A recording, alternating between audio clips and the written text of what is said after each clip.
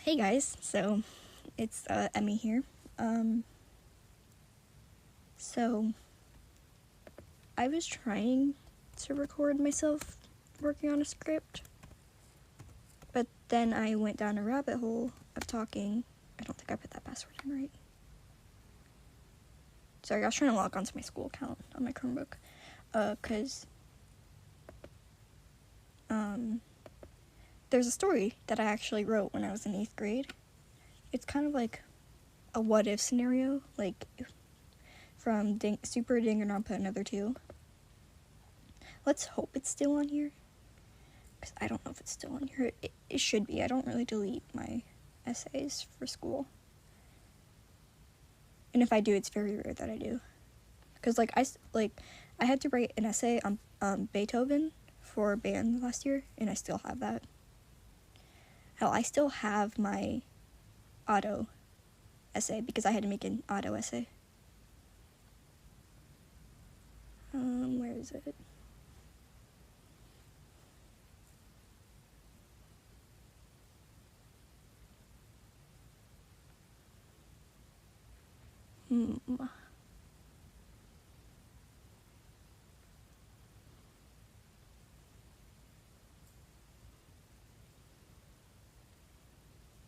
Oh, Frankenstein quote journal? No. Of course, that's Bless Me Ultimate shit. I found it! Holy shit, I found it! Okay, so this is a fictional narrative that I made. The only way that I recognized it was,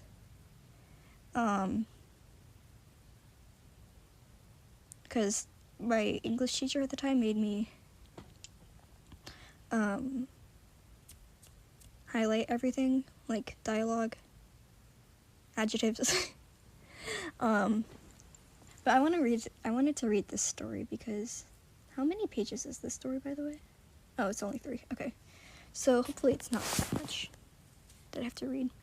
But I'm gonna try to voice act the characters that I have on here.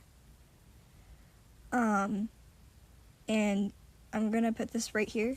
There's gonna be a trigger warning because I do talk about murder. It's like an AU where someone else dies in the 3rd chapter instead of like Setsuka. Oh yeah, spoilers. Technically spoilers for Super Danganronpa Another 2 Chapter 3, because I still have the same culprits. It's just that someone else dies instead of Setsuka. And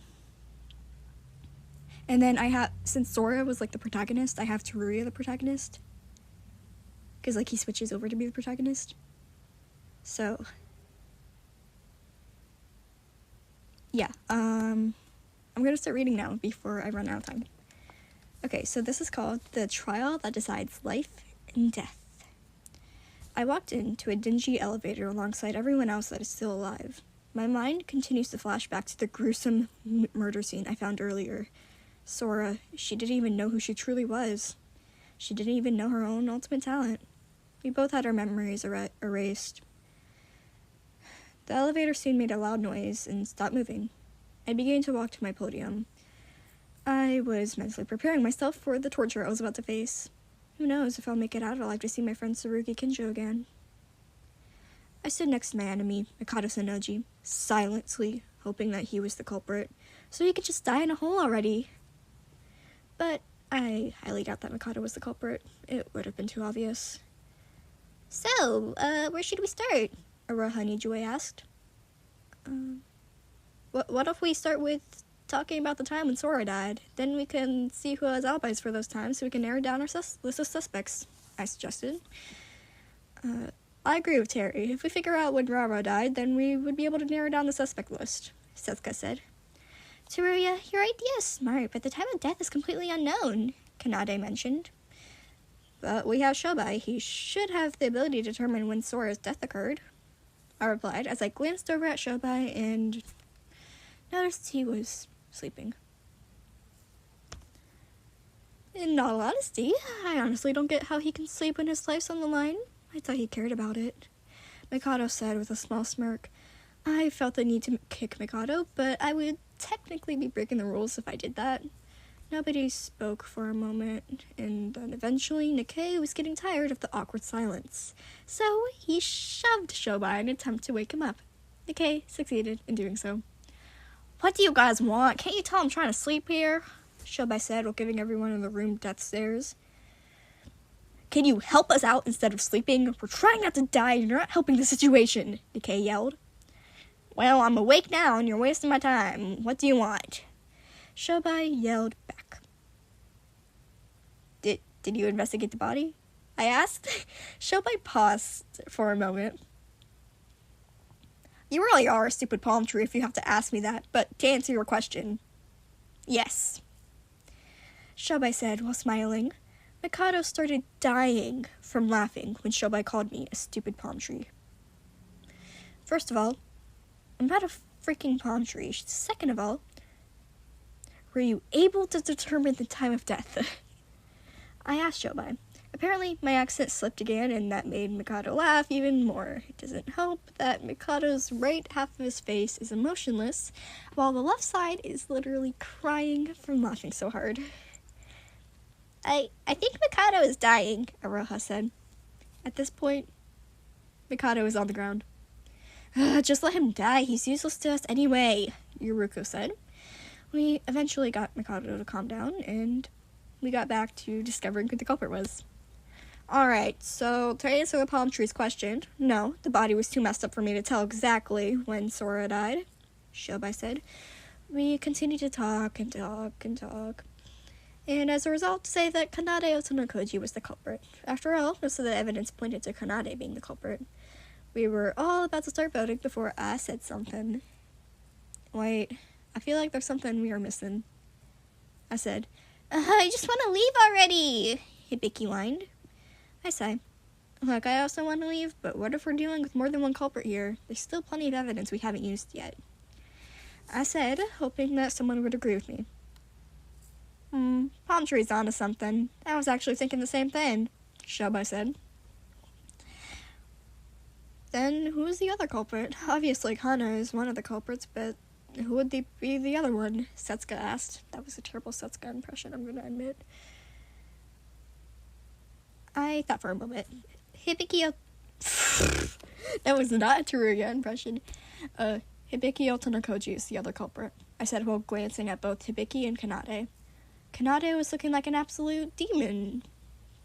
Meanwhile, Hibiki looked as if she could have a mental breakdown any moment now. But Biki doesn't have any memory. How can she kill someone and not remember doing it? Setsuka asked. Remember what Kanade said? She said that during times such as when Sora died, Hibiki doesn't remember much about the situation. Hibiki might not have any memory of killing Sora, I replied. Setsuka knew what I said was true. There's no denying.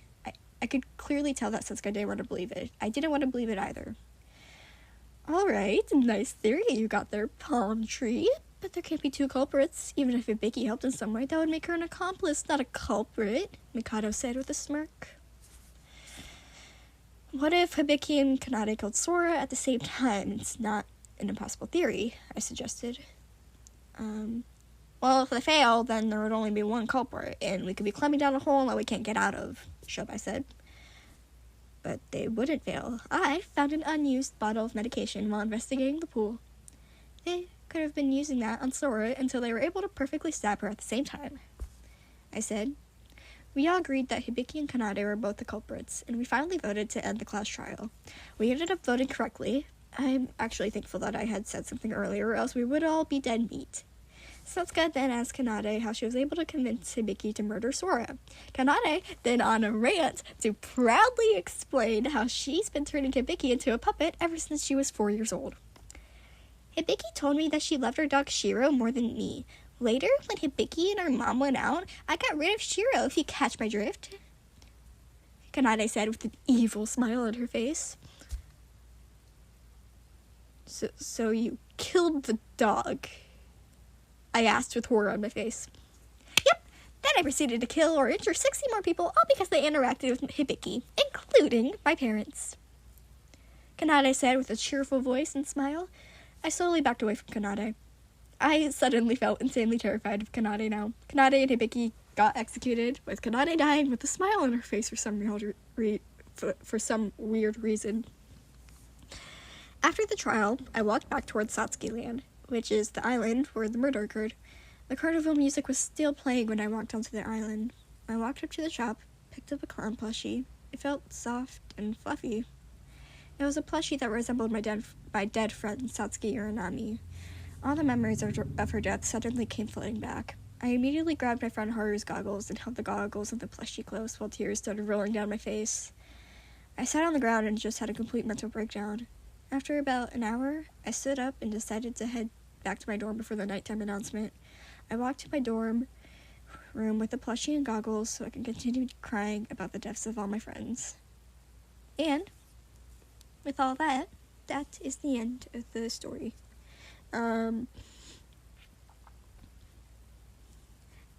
Okay, so funny thing, while I still have time to rant about it,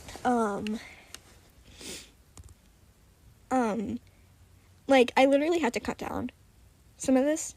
So,